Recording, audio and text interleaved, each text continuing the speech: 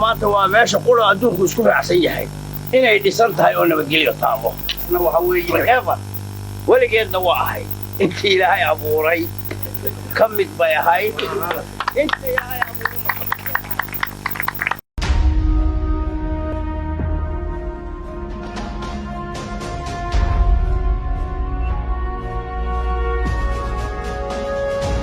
halgan dheer kadib guud ahaanba haldoorkii iyo hurmuudkii samatariska ahaa ee beelaha Somaliland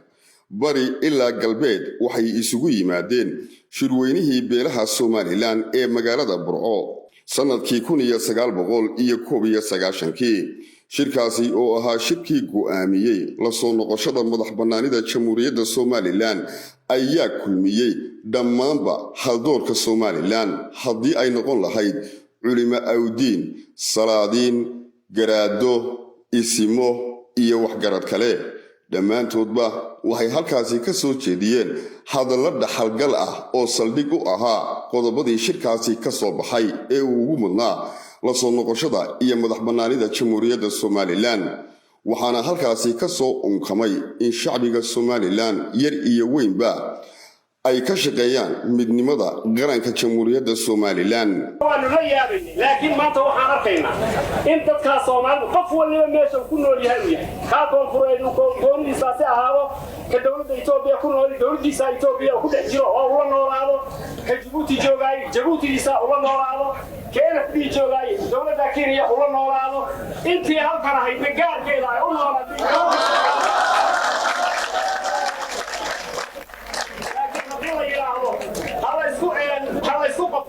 وحلا يسوق كلام أنا أقول أنا والقطر هم النقطة شيء لا يسوق القطر قطري هم النقطة ما تعرفتي وبفي لا أنت نبي ساير ما تقدر لك تشوفه واحد لحظة أخي سامانته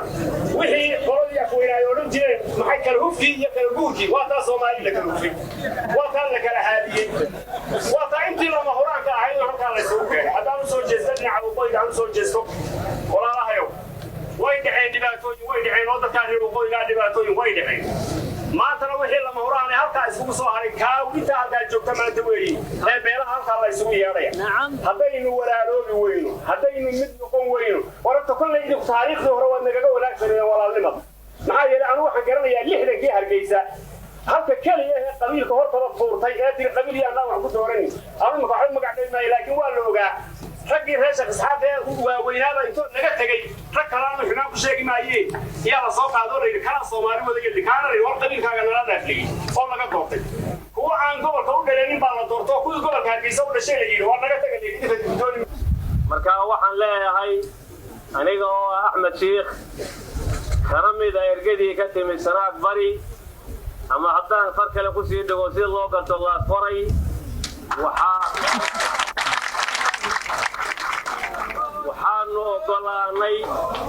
waxaanu ogolahay oo qalbi furan iyo calool fiyow aanu ku ogolaanay oo ku aqbalnay ee aan ahayn tii munaafiqnimada iyo tii koonfur aynu ka barannay ee teennii waqooyiga marka waxaan si yar daba goosanayaa maanta ilaa innagoo inaka xaaraan noqon doonto reer hebel maanta ka sii faa'iidaysanaya sii daba goosanaya waxaan leeyahay ama SNM ha ahaadaan ama halkaasuu deganaa waxaadna tiraahdeen annagoo aan waxbaba ka ogeyn ee afkiisa aqoon ee la macaamilin ee waxba ka helin war ninkaanu daliino kuma jirtay aan iska kicinno waayahay baanu daliino wayda ku raacnay caalam baynu qaadanay 26 juun waxaynu wada tiraahdeen oo madax noogu ahaydeen واركعان لقبنا ولا لها نحضر جينا وايه بعض الدنيا ما ترى واحد نوعه جامسين واركعان الكين يكسر نقولنا وايه بعض الدنيا haldoorka iyo mudanta gobolka Awdal waxay marti geliyeen shirweynihii lagu qabtay magaalada Boorama sanadii 1993 kaasi oo lagu soo doortay xukuumadii uu hogaaminayay madaxweynihii labaad ee Soomaaliland Allah u naxariistay Maxamed Xaaji Ibraahim Cigaal madaxweyne ku xigeenna uu ka ahaa Cabdiraxmaan Cali Faarax سكينو هذا كسب حي أو سومالي وين حانج دقال كلا سكينو قلي وهذا كسب حي أنك بس وقع هذا الصول يقول كهذا تانكم يلا معي تسناك إنه كل سوني سؤال إنه نبهنا إن لا تكون كل صورة هذا نبهنا adduun weynahana u cuntamaya waa inaynu adduun weynahana iska iibinaa oo adduun weynuhu arkaa oo ummaddu inala aragtaa in aynu ummad midaysannahay in gacanta aynu kula wada jirro inaynu ka muuqanayno nidaamka oo aynu meeshaa ku jirro oo aynu ku wada jirro shirarka burco iyo boorama oo ahaa labadii shir ee ugu muhiimsanaa dhidibadana loogu tagay qaranka jamhuuriyadda Somaliland waxa qayb weyn ku lahaa hormuudkii iyo mudantii ergooyinkii ka socday gobolka Sool kuwaasi oo dhidibada u tagay qaranka jamhuuriyadda Somaliland gaarsiinta nidaamka dawladnimo ee dhammaanba gobolada dalku waxa uu ahaa waajibaad saaran xukuumadda la soo doortay wafdigii ugu horeeyay ee booqda magaalada Laascaanood waxaa si mug iyo miisaan laba u soo dhaweeyay shacbi weynaha magaaladaasi ku dhaqan oo ay hormuud u yihiin garaad Cismaan garaad Maxamed iyo garaad Ismaaciil Ducaale waxaana halkaasi ay ka soo jeediyeen hadallo ay ku suntan yihiin wadannimo qarannimo markaynu nahay Somaliland waxaanu leeyahay soo dhawaada wafdiga sharafta leh ee yimi u soo kacay gobolka iyo hawlihiisa aanu ognahay inay niyo u hayaan oo calool u hayaan oo walaalnimo u hayaan aanu ognahay waliba waxaanu leeyahay soo dhawaada ay daruuriyanahay Soomaaliland maanta waa meesha qura adduunku isku raacsan yahay inay dhisan tahay oo nabadgelyo taalo waxa weeye heaven weligeedna waa ahay intii ilaahay abuuray ka mid bay ahayd intii ilaahay cid dalka intay meesha ka fujiso meel kale geyn kartaana ma jirto waa iska sheeko gaaban iyo ruwaayad iyo wax aan jirno lagu walwaleynaya dhammaan idiin haynaa waa idinku soo dhaweynaynaa waxaan ognahay ragga meesha u hawlgalay inaad tihiin dadka intaan ogeyna waa u sheegaynaa halkanuna Somaliland wax qabadu bay u baahan tahay waxa kaloo dhamma waa been iyo riyo wax kaba jiraan shacabka jamhuuriyadda Somaliland bari iyo galbeed waxay noqdeen mid waxaanay gacanta iska qabsadeen duruufo kasto adag oo markaas u yimaada waxa jiray gobolada bariga Somaliland waqtigaasi abaaro saameyn lahaa oo ka dhacay gobolada bariga Somaliland una sii darnaa gobolka Sool shacabka Somaliland oo isugu jira ganacsato culimaadudiin iyo aqoonyahan kaleba waxay u gurmadeen goboladaasi bariga Somaliland iyagoo gaaray magaalada Laascaanood ee xarunta gobolka Sool halkaas oo ay gaarsiiyeen wixii taakulo iyo gacansiin ahaa ee bulshada ku dhaqan gobolka Sool ay u fidinayeen kuwaas oo ay ku dhufatay abaar saameysay dad iyo duunyaba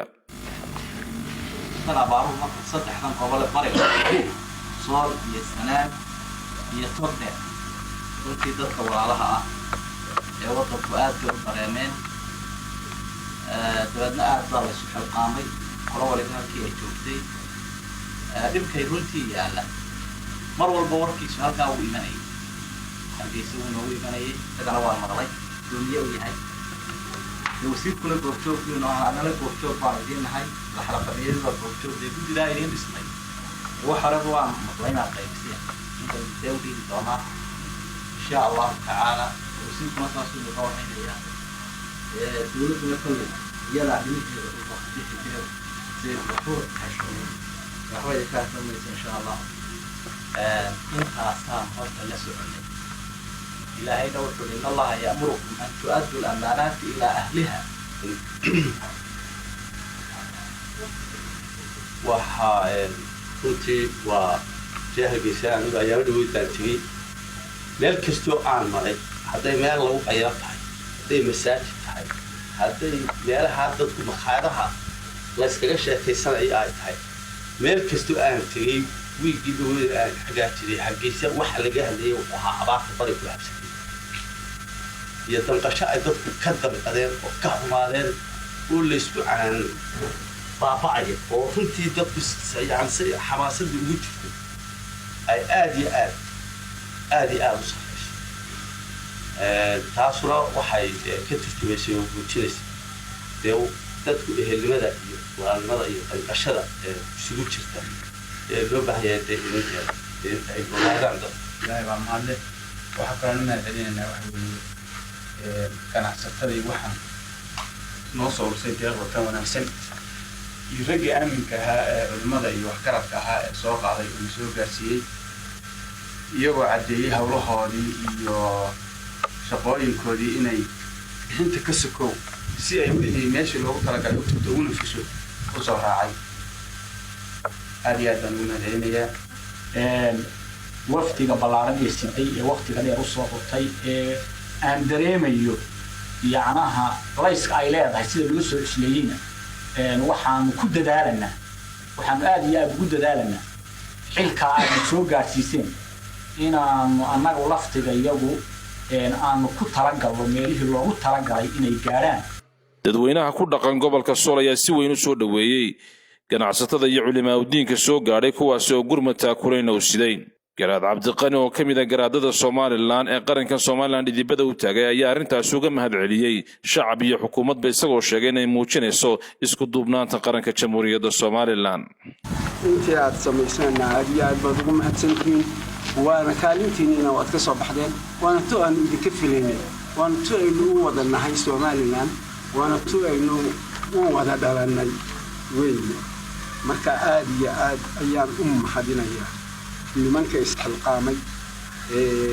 hawsha galay shacabka ah taageeradooda soo diray dawladana intii tamarteeda ahayd iyana way soo dadaashay kastoo wax buuran oo dawlad weyn oo xoog weyn aan ahayn intii tamarteeda ahayd iyaduna waa soo dadaashay wixii ay keeni karaysayna waa keentay iyadana waa mahad